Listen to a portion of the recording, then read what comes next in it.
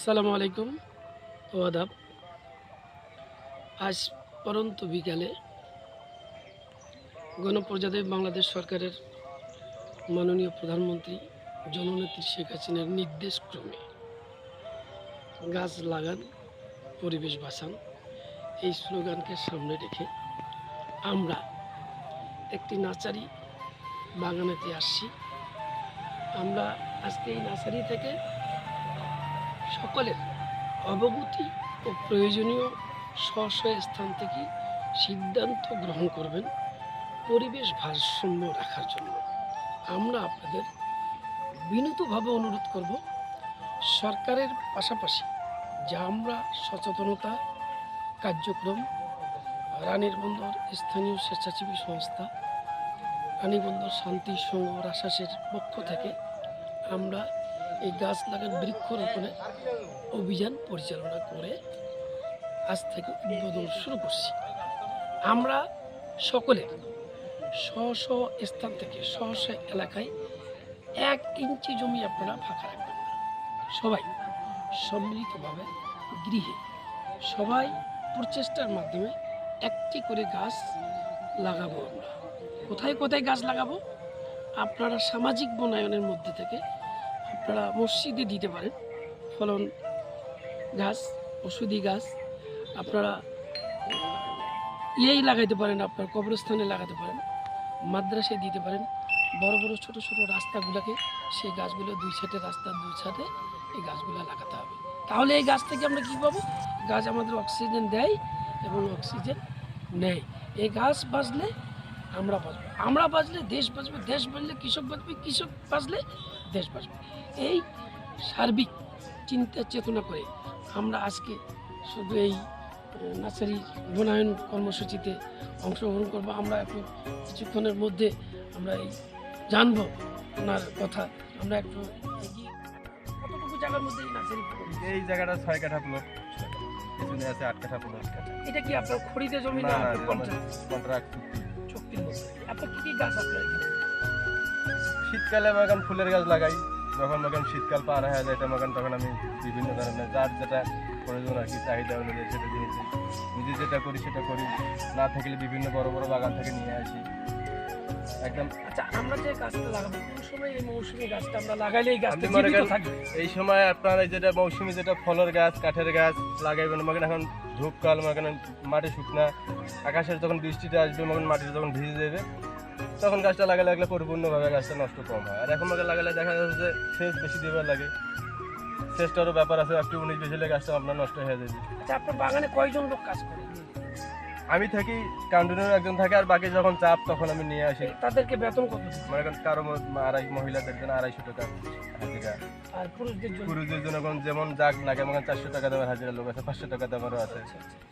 মানে কাজের উপরই নির্ভর করে, যাই যেমন কাজের আর কি। আমরা মানে সব ধরনের গাছ কি আপনার কাছে পাওয়া যায়? হ্যাঁ, মৌসুম অনুযায়ী যেটা আমার কাছে থাকে না সেটা নিয়ে আসি। আচ্ছা আচ্ছা, অনেকগুলো থাকে। সরকার যে সিদ্ধান্ত চলেছে গাছ লাগান পরিবেশ বাঁচান, এই ব্যাপারে আপনার গাছের পরিকল্পনা কি আছে?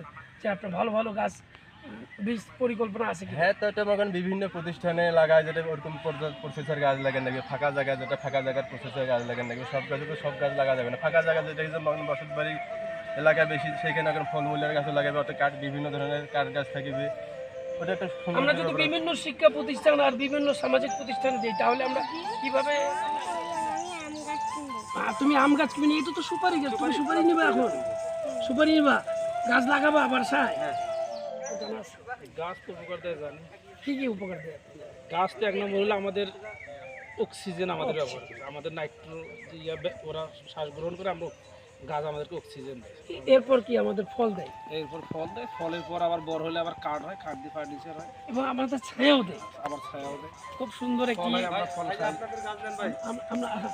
আমরা জানলাম যে এই যে আম গাছ একটা মালটা একটা আম গাছ উনি নিয়েছেন। উনি চাচ্ছেন যে এটা শুধু আমি গাড়লে হবে না এবং সবাই স্ব স্থান থেকে এগুলো গাছ গাড়া উচিত। আপনার নাম কি? আমার নাম হচ্ছে মোহাম্মদ নুরুল আলম। আপনি এটা কি ওই নার্সারিতে গাছ কিনতে আসছেন? হ্যাঁ, গাছ কিনতে আসছি। তো কি ধরনের গাছ আপনি লাগাতে চাচ্ছেন? গাছ তো আমি লাগাবো নিমের গাছ, মেহগুনির গাছ। এটা কি বাড়ির বারান্দায়? মানে সরকারের যে সিদ্ধান্ত, এটা কি আপনি ভালো চাচ্ছেন যে সরকার আসলে একটা ভালো পদক্ষেপ? একটা গাছ এক জায়গা থাকলে বহু জায়গার ওটা উপকার। কাঠের গাছও লাগে, দেখা যায় যখন স্কুল কলেজে কিছু কিছু ফলের গাছও লাগে নাকি বাচ্চারা যেন খায়। এই গাছগুলো লাগাতে হবে। হ্যাঁ অবশ্যই। গাছের ব্যাপারে অভিজ্ঞতা আছে, গাছ সবাইকে লাগাতে হবে। গাছ বিভিন্ন ধরনের উপকৃতির মধ্যে আছে। 1 নম্বর বলছে উনি অক্সিজেন দেয়, ফল দেয়, ছায়া দেয়, সহ এভরিথিং সহযোগিতা আমরা গাছ থেকে পাই। এটা বাবু তোমার এখানে তুমি কি কাজ করতেছো এখানে?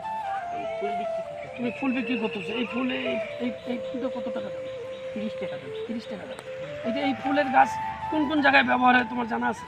সব জায়গায় ব্যবহার হয়। তুমি এটা বাসা বাড়িতে ব্যবহার হয়, বাসায় অফিস আদালতে ব্যবহার হয়, ভালো রাস্তাঘাটেও ব্যবহার হয়। এটা তুমি বলতে চাচ্ছ? তুমি এখানে কাজ করো শ্রম রক্ষার জন্য। তাই সরকার যে সিদ্ধান্ত নিল গাছ লাগান, পরিবেশ বাঁচান, এইটাই শুধু কোনো পরিবেশ না, আরও কিছু ভালো গাছ গাড়ার পরিকল্পনা আপনার আছে? গাছ কিনলাম, একটা আম, গোলাপ, একটা মালটা। এটা কি আপনি সরকারের সিদ্ধান্তকে বাস্তবায়ন করতেছেন না নিজের উপকৃত নিজের উপকারের জন্য বাড়ির মধ্যে লাগাবো। বাড়ির মধ্যে? আচ্ছা তুমি লেখাপড়া করো? তুমি কি এই যে কিসের গাছ কিনছো? এটা পেঁপে গাছ বাসায় লাগাবা? তোমার নাম কি বাবু? বুঝাই। তুমি ওই যে কিসের গাছ কিনছো? এটা কাঁঠাল। কাঁঠালকে তুমি এটা কোথায় লাগাবা? বাসায় লাগাবা?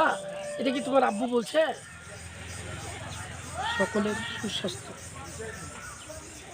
মঙ্গল কামনায় স্থানে বাড়িতে, ব্যবসা প্রতিষ্ঠানের পাশে, রাস্তাঘাটে,